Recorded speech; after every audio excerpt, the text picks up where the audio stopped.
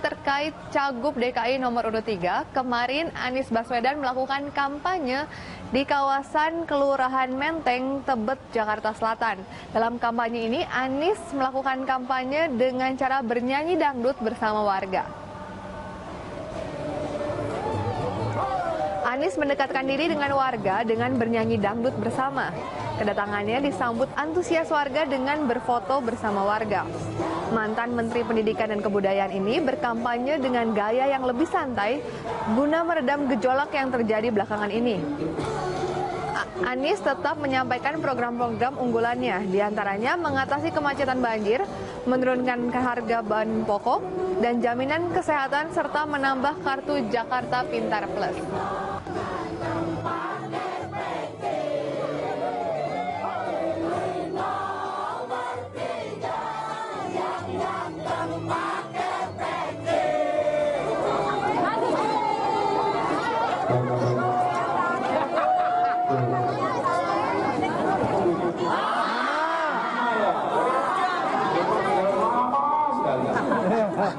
Saya tadi barusan dari konser suara.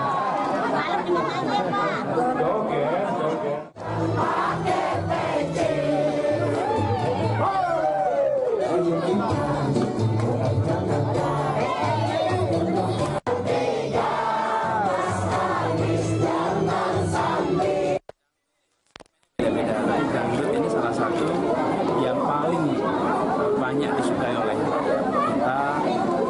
Ini mengirimkan pesan mengenai lapangan kerja, pendidikan, dan kalau kita bicara tentang menjangkau masyarakat, maka dangdut menjadi salah satu wahana yang paling efektif untuk bisa menarik selera umum masyarakat. Ketua Umum PBNU Kiai Haji Said Akil Siroj. Assalamualaikum Pak Kiai, selamat pagi. Waalaikumsalam warahmatullahi. Pak Kiai, yang pertama kami mengucapkan selamat Harlah NU ke-91. Terima kasih. Mudah-mudahan NU semakin mampu mengabdikan kepada bangsa ini. Baik, nah kita akan langsung berdialog Pak Kiai. Yang pertama, apakah dengan permintaan maaf yang disampaikan dari Pak Ahok kemudian sudah diterima oleh Kiai Haji Ma'ruf Amin, apakah ini sudah cukup untuk menyelesaikan polemik yang terjadi di tengah masyarakat? Begini, yang penting mari kita di tengah-tengah situasi yang sangat memanas ini, kita upayakan agar masyarakat, terutama warga NU, dingin, dewasa, bermartabat, berakhlak. Bahwa Ahok sudah minta maaf kepada Kiai Ma'ruf Amin, dan Kiai Ma'ruf Amin sudah menerima minta maaf, permohonan maafnya, ini karena kemuliaan, keagungan, akhlak seorang ulama besar, Rais Am PBNU dan Ketua Umum Majelis Ulama Indonesia. Dan beliau adalah, ya kita anggap sesepuh umat Islam bangsa Indonesia, pemuka umat Islam bangsa Indonesia, tokoh ulama yang ilmunya sangat luas dan pengalamannya sangat luas karena beliau menjadi anggota DPRD ya, dari Partai NU sejak tahun 55, kemudian menjadi anggota DPR RI, PKB pertama kali era reformasi. Pengabdiannya cukup besar untuk bangsa ini dan untuk umat Islam. Oke, apakah Anda nilai ini sudah cukup untuk dapat tidak memperpanjang lagi dinamika yang terjadi, atau harus dilanjutkan dengan pertemuan-pertemuan lanjutan seperti pertemuan antara kedua belah pihak? Saya harapkan ini sudah bisa mendinginkan suasana ya, karena kemarin sempat panas sekali ketika gerakan-gerakan pemuda Ansor sudah bergerak emosional di seluruh Jawa terutama, begitu pula Sumatera, ingin protes dan ingin melakukan demonstrasi besar-besaran, bahkan dari Banten ingin mendatangi Jakarta dan melakukan sesuatu. Itu kami kerepotan betul. Kami dari PBNU mendinginkan suasana. Saya telepon Ketua Umum GP Ansor Gus Yakut Khalil agar mampu mengendalikan mereka. Tapi setelah Ahok minta maaf dan Kiai Ma'ruf pun menerima permohonan maafnya, suasana sudah mulai dingin. Oke, Pak Kiai, kemarin ada pertemuan antara Rais Am PBNU, Kiai Haji Ma'ruf Amin bertemu dengan PBNU. Apa saja hasil dari pertemuan ini? sebenarnya bukan pertemuan kan. Kiai Ma'ruf Amin juga punya kantor di PBNU. Ya, kita bincang-bincang, memetakan masalah, memahami kondisi situasi yang ada. Yaitu kita bincang-bincang yang penting bagaimana mendinginkan suasana, bagaimana bangsa ini tetap tenang, tidak gaduh hanya karena masalah pilkada DKI. Indonesia bukan hanya Jakarta, Indonesia bukan hanya Ahok, bukan hanya calon gubernur Ahok, tapi pilkada akan 101 pilkada. Oleh karena itu kalau kita mampu melewati masa-masa yang panas ini, kemudian pilkada berjalan dengan sangat baik, maka dunia internasional akan memberikan apresiasi kepada bangsa Indonesia, terutama umat Islamnya, bangsa yang berbudaya, bermartabat, dan mampu berdemokrasi dengan baik. Oke, itulah komitmen dari PBNU. Lalu bagaimana dengan langkah konkretnya yang dilaksanakan oleh para ulama terhadap kondisi politik yang memanas menjelang pilkada? Saya jamin, kalau ulama Nahdlatul Ulama di seluruh Indonesia tidak akan mentolerir kekerasan, tidak akan mentolerir anarkis atau chaos atau main hakim sendiri. Semua berjalan di atas konstitusi. Semua kiai-kiai NU mendambakan, mendorong agar Indonesia mampu, bangsa Indonesia mampu menjalankan seluruh amanatnya dengan baik, termasuk hajat besar pilkada ini. Mari kita tunjukkan kami bisa berdemokrasi dengan baik, dengan bermartabat, lebih baik daripada negara-negara lain. Itu yang kita harapkan. Dan kiai-kiai NU di kampung-kampung semua mengharapkan kita ini menjaga martabat bangsa, martabat Islam, martabat masyarakat, sehingga walaupun kita bersuku-suku, bahkan terdiri dari 700 suku lebih, dengan beda budaya, bahkan sampai warna kulit pun diantara kita berbeda bahasa, lebih dari 400 bahasa kita satu sama lain tidak bisa memahami. Bahasa pemersatu kita adalah bahasa Indonesia, akan tapi kita mampu menjalankan demokrasi dengan baik dalam kebinekaan yang sangat-sangat beragam ini. Pak Kiai, bagaimana dengan cara yang telah dilaksanakan dari warga NU sendiri untuk dapat memelihara kebinekaan, memelihara keragaman dan juga perdamaian di tengah masyarakat? Contoh kecil aja, contoh kecil. Kita selalu mengadakan acara-acara besar, apa itu sholawatan, apa istighosah.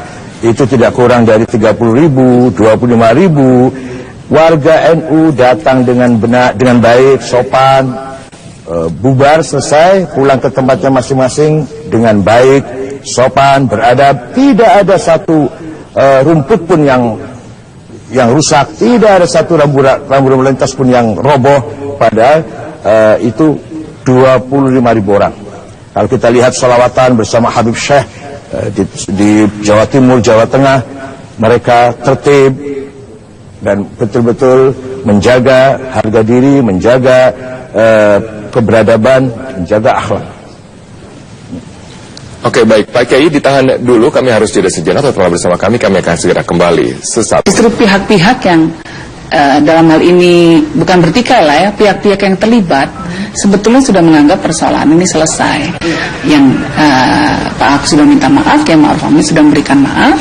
Seharusnya tidak kita perlebar lagi masalah ini. Mungkin masih ada beberapa pihak ya yang masih menyimpan rasa marah, rasa tersinggung. Itu wajar-wajar saja. Mungkin butuh waktu beberapa hari untuk agar emosinya bisa lebih mereda. Nah, kalau saya sih menghimbau agar kita semua mengingat ajakan dari Kiai Ma'ruf Amin. Ya, yang pertama bahwa beliau mengingatkan kita jangan mudah terprovokasi. Yang kedua bahwa sikap pribadi beliau sendiri adalah tidak menyimpan dendam. Dan yang ketiga beliau mengingatkan bahwa ketika suasana sedang panas justru kita harus menjadi pihak-pihak yang bisa menenangkan suasana tersebut. Ini kan mutiara sekali nasihat yang beliau berikan, terutama dalam kondisi bangsa yang sedang terpecah belah seperti saat ini. Kami masih bergabung bersama dengan Ketua Umum PBNU, Kiai Haji Said Akhil Siroj. Pak Kiai, walaupun dua pihak sudah menyelesaikan masalah, yang satu sudah minta maaf dan kemudian yang satu sudah memaafkan, apakah bisa dikatakan bahwa warga NU sudah sepenuhnya berdamai dengan polemik ini?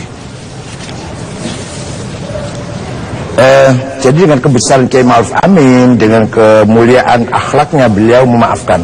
Tidak ada dendam, tidak ada menyimpan apa-apa. Akan tetapi warga NU terutama yang ada di DKI masih tersinggung. Oleh karena itu yang akan rugi Pak Ahok sendiri. Karena perbuatan sendiri maka akan rugi sebenarnya. Orang-orang DKI yang tadinya barangkali ada kecenderungan akan memilihnya, sekarang bisa jadi antipati, bisa jadi ada rasa tersinggung yang tidak mudah dihilangkan. Ini kan tinggal 2 minggu lagi nih. Ya, syukur-syukur kalau mendekati pilkada nanti suasana sudah sangat cool ya, itu yang kita harapkan. Akan tapi itu tidak mudah. Saya kira tidak mudah. Ini pelajaran yang berharga bagi semua pihak. Jangan sampai ngomong seenaknya. Jangan sampai mengumbar ya lisannya, lidahnya untuk bicara seenaknya. Mari kita bicara dengan akhlak, dengan baik, apalagi terhadap orang tua.